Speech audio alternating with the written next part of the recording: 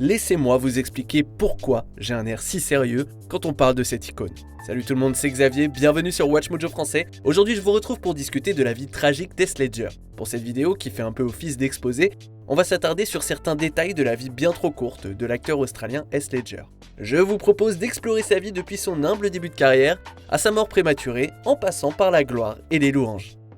Sa vie en Australie et les débuts de sa carrière d'acteur. Heath Ledger est venu au monde le 4 avril 1979 à Perth, en Australie occidentale, d'une mère prof de français, Sally, et d'un père ingénieur, Kim.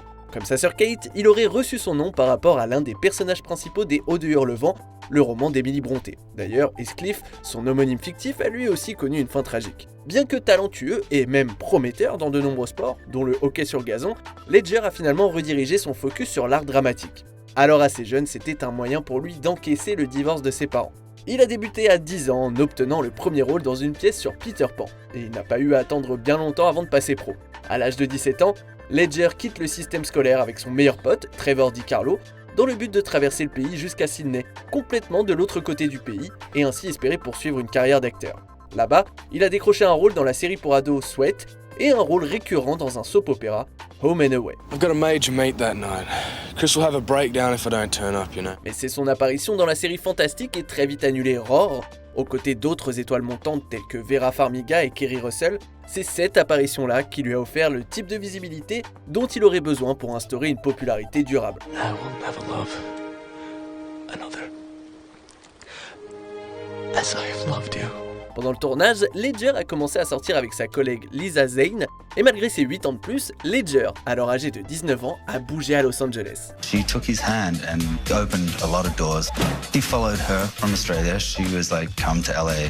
Don't have a photo. Le succès grand public.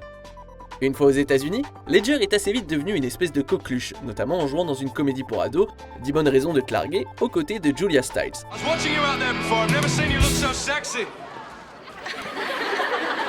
Un job qui lui a donné d'autres opportunités pour des films encore plus gros, comme The Patriot, Le Chemin de la Liberté, de Roland Emmerich, ou le film désormais culte Chevalier.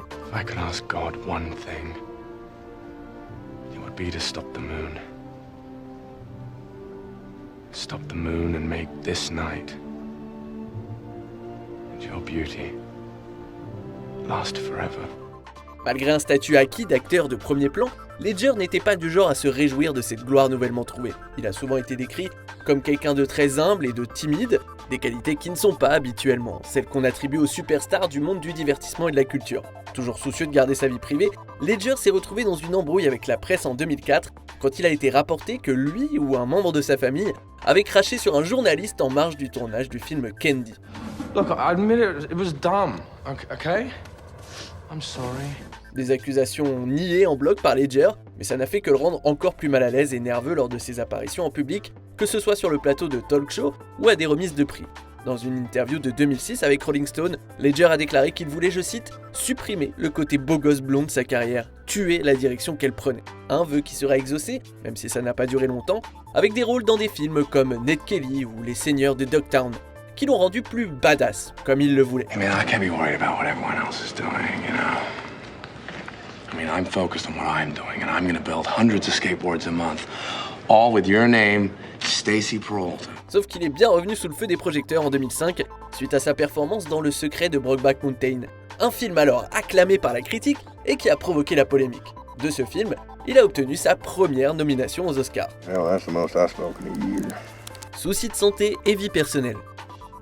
Non seulement sa carrière a explosé grâce à son rôle dans ce drame romantique, mais sa vie amoureuse aussi, puisqu'il a commencé à sortir avec sa collègue à l'écran Michelle Williams dès 2004. En octobre 2005, quelques mois avant la sortie en salle du film, ils ont accueilli leur fille, Mathilda Rose. Pour boucler la boucle de Brokeback Mountain, Jake Gyllenhaal a immédiatement été nommé parrain de la petite, tout comme l'actrice Buzzy Phillips que Williams avait connue dans la série Dawson. Très peu de temps après, Ledger a vendu sa propriété en Nouvelle-Galles du Sud pour vivre avec Williams dans leur maison à Brooklyn.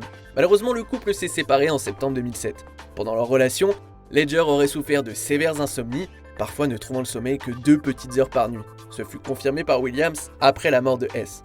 Elle a décrit son esprit comme tournant, tournant, tournant, toujours tournant.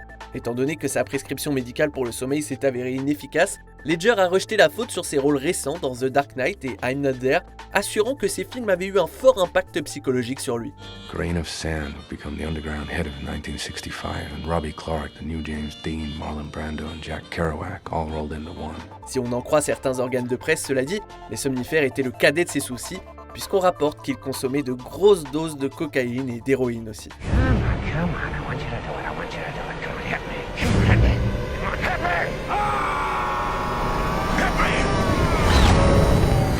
Il y a des théories comme quoi l'abus de drogue de Ledger aurait poussé Williams à exiger qu'ils partent de leur appartement à Brooklyn parce qu'il avait refusé de se faire soigner. Des affirmations plus tard réfutées par l'agent de Heath Ledger. Mort et enquête. Une tragédie s'est produite le 22 janvier 2008 quand la concierge et la masseuse de Ledger ont découvert l'acteur, inconscient, dans son appartement de Manhattan. And I put my BlackBerry down on the desk and I kind of just stared at it. And then the phone rang, and it was his publicist, Mara Buxbaum, and she was crying. La masseuse a tout de suite téléphoné à une amie proche de Ledger, Mary-Kate Olsen, qui a contacté un agent de sécurité privé pour se rendre sur place. Mais la concierge a fini par appeler les urgences pour dire que Ledger ne respirait pas. Les intervenants médicaux ont essayé de le ranimer, en vain. Il a été déclaré mort sur le lieu du drame, à peu près 30 minutes après avoir été découvert. Cela va sans dire que la nouvelle de la mort de Ledger, alors âgé de 28 ans, a choqué le monde entier.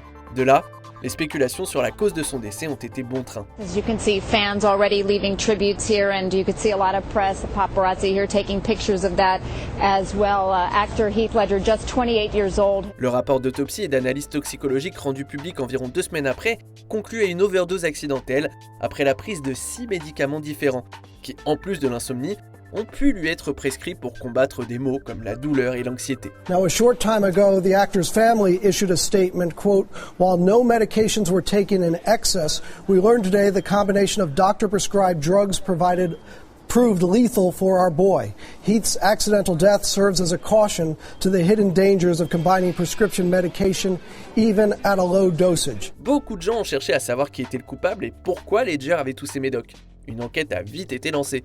La DEA, l'équivalent américain des stupes, a fini par disculper 2 médecins qui avaient prescrit d'autres médicaments à Ledger, pas les pilules qui l'ont tué. L'enquête aurait apparemment essayé de suivre la piste Olsen par rapport à la provenance des médicaments, mais elle a refusé d'être interrogée si elle n'était pas immunisée contre des poursuites, et son avocat aurait déclaré qu'elle ne savait rien de la provenance des médicaments qui ont mené à la mort de Ledger. Sans aucune piste viable, l'enquête a officiellement été close en août 2008. Yeah, I mean, it definitely provides us with a lot of closure. Everyone was waiting for this toxicology report, and I think in the coming days we're going to see a lot more closure because on Saturday in Perth, Australia, Heath is going to be buried, and Michelle Williams is there, his daughter Matilda, and the whole family. So I definitely think it's going to wind down a little bit. Sortie posthume. The Dark Knight étant déjà destiné à être le gros carton de l'été 2008, la mort d'Heath Ledger n'a fait qu'amplifier toute l'attente autour de la sortie du blockbuster. You look nervous. Is it the scars?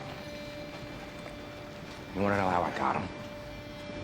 Si beaucoup de fans exprimaient au début des doutes quant au casting d'Heath Ledger en tant que Joker, les bandes annonces qui sont sorties et le produit fini en lui-même ont totalement retourné l'opinion, au point que sa performance est souvent citée comme le standard pour le rôle. See, I'm not a monster. I'm just ahead of the curve. Certes, le film dans son ensemble a largement été acclamé, mais la prestation de Ledger en particulier a été soulignée, volant la vedette dans toutes les scènes où il apparaît, avec sa manière troublante et hypnotisante de jouer. Si pour beaucoup, le décès de Ledger a joué un rôle dans la réception du film, ce qu'on ne saura jamais en vrai, cette sortie a été suivie par l'obtention de nombreux prix posthumes, dont l'Oscar du meilleur acteur dans un second rôle. I'm not a schemer. I try to show the schemers how pathetic their attempts to control things really are. Bien que son rôle dans The Dark Knight soit souvent considéré comme son meilleur, c'était pas son dernier film. Son décès, événement donc choquant et inattendu, a mis un frein à la production du film fantastique de Terry Gilliam, l'Imaginarium du Docteur Parnassus. You know, I don't know my name.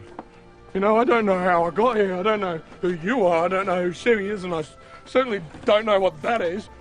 On arrive presque à la fin. Nous publions de nouvelles vidéos chaque jour, alors avant de continuer, abonnez-vous et activez la petite cloche et les notifications sur téléphone pour ne rien rater.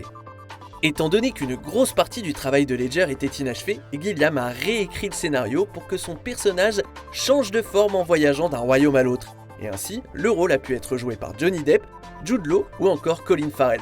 Le film a ainsi pu être sauvé et est sorti à l'automne 2009, et chacun des remplaçants de Ledger a versé tout ce qu'il a touché à Matilda Rose, la fille d'Heath Ledger. Si les dernières apparitions de l'acteur à l'écran sont de superbes rôles qui nous ont ravis en tant que spectateurs, il est plus ou moins évident que ce qu'il pouvait faire de mieux l'attendait dans le futur. Cela dit, je pense parler pour tout le monde si je dis qu'on peut déjà s'estimer heureux de l'avoir eu le peu de temps qu'il est resté dans ce monde. Alors, que pensez-vous de la vie et de la carrière de cet acteur parti trop tôt ? Dites-le moi en commentaire et checkez cette autre super vidéo de Watch Mojo Français.